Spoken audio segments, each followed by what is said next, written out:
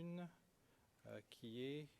Alors, le IRN, c'est le CIV-OTP 0044 0876. C'est au numéro 24 pour mes collègues.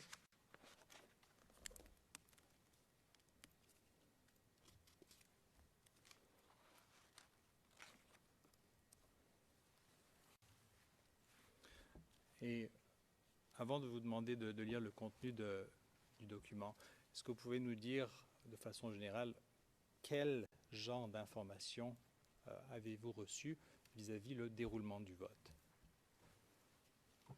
Non, je ne peux pas vous le dire parce que, en fait, tout dépendait dans quel lieu de vote ou quel bureau de vote on se trouvait. Donc, dans un lieu de vote, il peut y avoir plusieurs bureaux de vote, hein.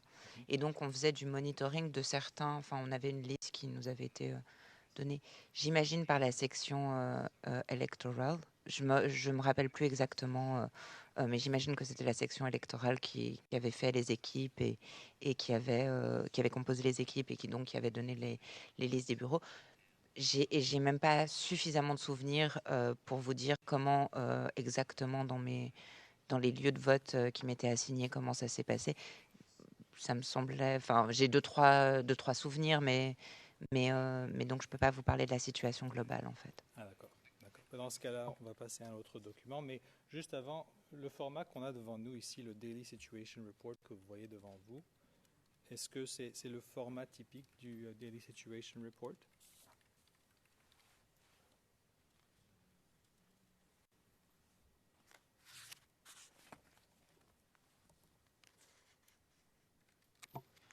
Cela y ressemble, oui, effectivement. Très bien.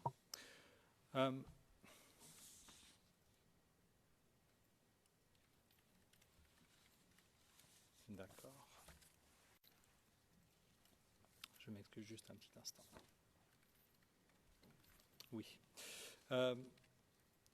Vous nous dites dans votre déclaration, alors sans regarder, mais c'est au paragraphe 288 pour mes collègues, que vous aviez reçu des plaintes concernant des violences sexuelles au courant de la crise post-électorale.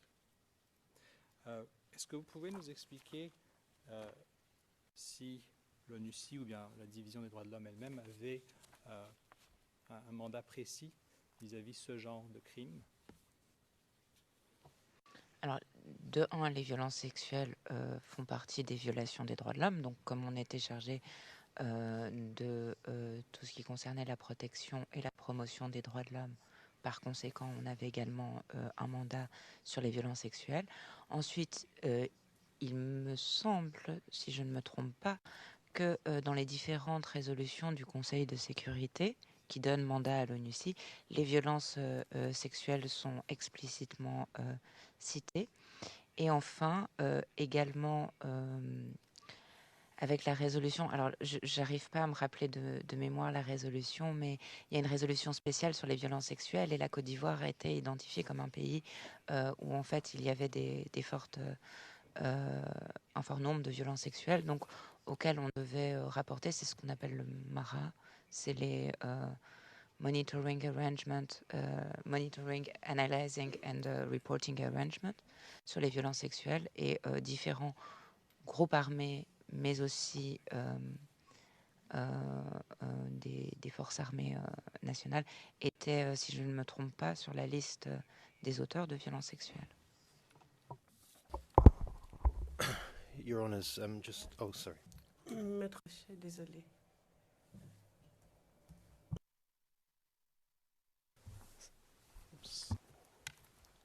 C'est l'enthousiasme qui nous fait nous lever en même temps. J'ai d'abord une petite remarque. Nous recevons les transcrits en français avec un petit temps de retard, à peu près 2 minutes, ce qui rend difficile de suivre les échanges en français. Ça, c'est la première chose. Et ça a un impact parce que ça nous empêche de réagir au moment où il le faut. Or, par exemple, je prends la question de mon éminent confrère, ligne 16, page 48 des transcrits français. Vous nous dites et je le cite, vous nous dites dans votre déclaration, c'est au paragraphe 288 pour mes collègues, que vous avez reçu des plaintes concernant des violences sexuelles au courant de la crise post-électorale. Alors, dans la déclaration, au paragraphe 288, il est dit, et je cite, « Au moment de la crise, je ne me souviens pas d'avoir reçu des plaintes concernant les violences sexuelles. » Au moment de la crise, je ne me souviens pas d'avoir reçu des plaintes concernant les violences sexuelles. Alors, Monsieur le Président, Madame, Monsieur, n'ayant pu faire objection parce que je suivais les transcrits français, je le dis pour que ce soit porté au dossier pour les besoins de l'enregistrement et peut-être puis-je en profiter pour attirer l'attention de mon éminent confrère sur le détail précis de ce qu'a dit le témoin dans sa déclaration. Ça nous évitera de partir sur des pistes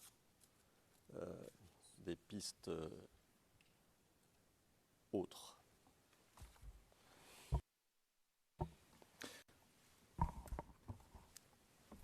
Oui, alors, mon confrère a bien raison. On parle ici de la phrase suivante qui traite de après la crise. Donc, peut-être que je peux clarifier cela avec le témoin, Monsieur le Président.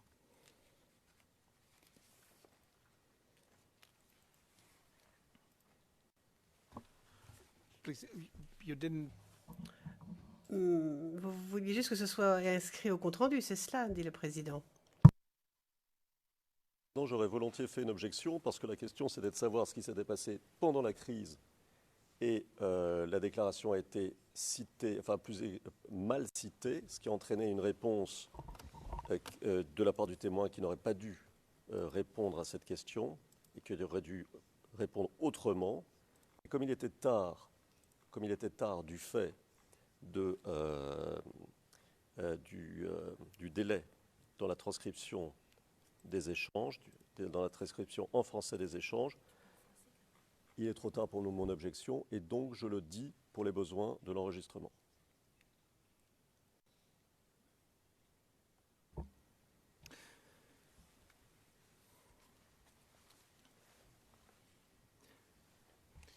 Please, Mr.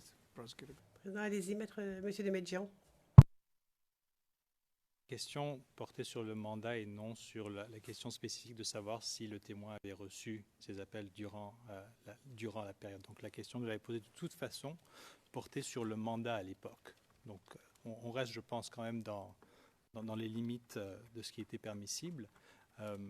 Et donc, Madame Fuchs, puisque nous y sommes, donc si je lis exactement votre déclaration, en effet, vous dites « Au moment de la crise, je ne me souviens pas d'avoir reçu des plaintes concernant les violences sexuelles.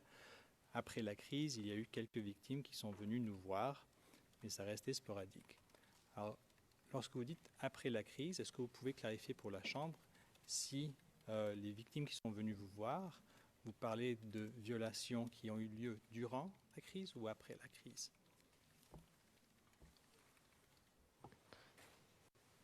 Je pense qu'il s'agissait des deux. Donc, quand je disais que certaines victimes sont venues nous voir, à la fois pour des cas plus anciens, donc liés à la crise post-électorale, et à la fois pour des cas plus récents. Je dois vous avouer que comme ça, je n'ai pas de cas en mémoire, donc je n'arrive pas à vous donner plus de détails. Très bien.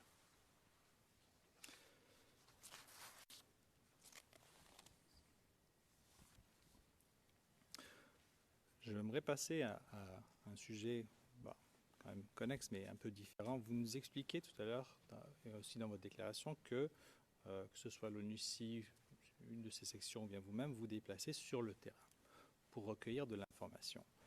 Est-ce que vous pouvez nous décrire quel était le niveau de coopération des forces de l'ordre avec l'ONUCI?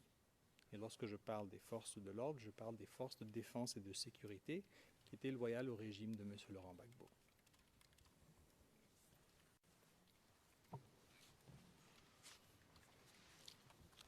Alors, dans les cas où moi-même je me suis déplacée sur le terrain durant durant cette période, il s'agissait essentiellement de missions d'enquête. Et l'accès aux autorités était très compliqué, voire souvent inexistant, soit parce qu'ils ne voulaient pas nous parler, soit carrément je me rappelle en tout cas dans un cas où nous avons été carrément directement menacés. Et à l'époque des faits, pouvez-vous nous dire quelle était la position du camp de Laurent Gbagbo vis-à-vis la présence de l'ONUCI en Côte d'Ivoire? I'm sorry, but Maître, je suis désolé, mais dire le camp de Laurent Gbagbo, c'est une façon inacceptable de poser la question. Mon confrère doit être beaucoup plus précis dans sa question, sinon ce n'est pas juste. Maître Knobs, oui, je suis du même avis. Enfin, je n'ai pas fait d'objection jusqu'à présent, parce qu'on a donné à l'accusation le bénéfice du doute. Mais si l'accusation commence à suggérer aux témoins qu'il convient de répondre à une question où sont inclus les mots les forces de sécurité loyales à M. Gbagbo, là je pense que c'est une qualification qui induit quelque chose dans la réponse. Qu'est-ce que veut dire loyal exactement? Le témoin n'est pas là pour parler de la loyauté des forces de sécurité envers l'une ou l'autre partie, ou l'un ou l'autre camp. C'est pas comme ça qu'on peut poser des questions aux témoins, parce que ce que M. Demedjian souhaite obtenir, visiblement, ce que l'accusation souhaite obtenir de la part du témoin, c'est son opinion. Le président, je ne pense pas que ce soit délibéré, mais j'aimerais quand même que vous en teniez plus au fait et que vous ne vous suggériez rien aux témoins. Il faut en rester aux faits. Monsieur Demedjian, je pense que mes éminents confrères n'écoutent pas les questions. J'ai dit quelle était la position. Ça ne peut pas être moins directif que cela. Alors, pour ce qui est de l'objection en disant le camp de Laurent Gbagbo, le côté de Laurent Gbagbo, je ne sais pas quoi dire. Alors, on m'a dit le gouvernement, ça ne va pas. Je n'ai pas le droit de dire le gouvernement de M. Gbagbo non plus. J'essaie d'employer des termes assez neutres, mais le camp de Laurent Gbagbo, enfin, je suis entre vos mains. Le président. Eh bien, oui, c'est vrai que ici on entend pro-Gbagbo, pro-Ouattara, et c'est vrai qu'ici il faut savoir comment dire les choses de façon moins directe. Moi aussi j'ai du mal à arriver à indiquer cela. Enfin moi, si je posais les questions, je ne suggérerais rien et je laisserais le témoin nous dire ce qu'elle sait de son point de vue. Monsieur Demedjian, eh bien, peut-être on va laisser le témoin pour voir si elle a compris exactement de quoi il en retournait. Monsieur Maître Rocher, écoutez, mon éminent confrère essaie d'avoir sa réponse. Mais cela dit que nous ne sommes pas du tout d'accord avec l'expression le camp pro-Gbagbo, le camp de Gbagbo, qui peut dire cette institution, cette organisation, mais pas un terme générique. Il y a quand même un accusé. Ici, il faut que le traiter équitablement. Et c'est pour cela que nous avons soulevé cette objection. Le président, mais je suis parfaitement d'accord. Monsieur Demedjian, eh bien, dans ce cas-là, commençons par la position de monsieur Laurent Gbagbo lui-même. Le président pourrait aussi commencer à penser au déjeuner, faire la pause et j'espère que le déjeuner nous portera conseil. Donc nous allons faire la pause et nous reprendrons à 14h30 et nous en aurons encore pour 1h30 pour la journée. Et avec un peu de chance, monsieur Demedjian, vous en aurez terminé lors de la dernière séance. Et demain, la défense pourra commencer à poser ses questions.